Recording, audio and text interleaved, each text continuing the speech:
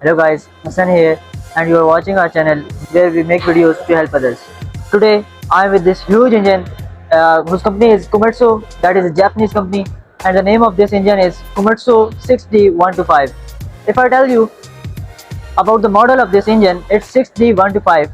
6 means that it is having 6 cylinders, D means it's a diesel engine, and 125 is the dia of its cylinder bores.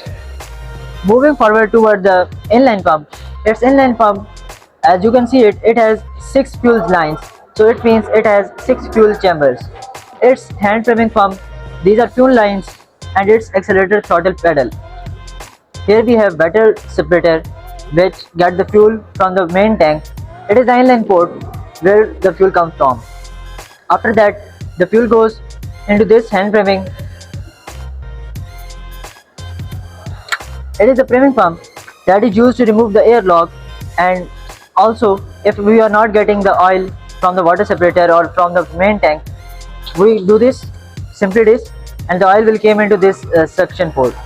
After coming into this, the oil will go into the fuel filter, and after when the purities will be resolved, the fuel will then again come into this inline pump. In the inline pump, inside this inline pump, there will be oil grooves known as common gallery. From these common fuel galleries, the oil will be equally distributed between these fuel high pressure lines. These are the lines here, you can see it. These are the high pressure line where the oil is being distributed into the injectors of cylinder bores. After that, the extra oil from that combustion chamber will come into this inline port, and from this pipe high pressure line, the oil will again come into this inline fuel pump.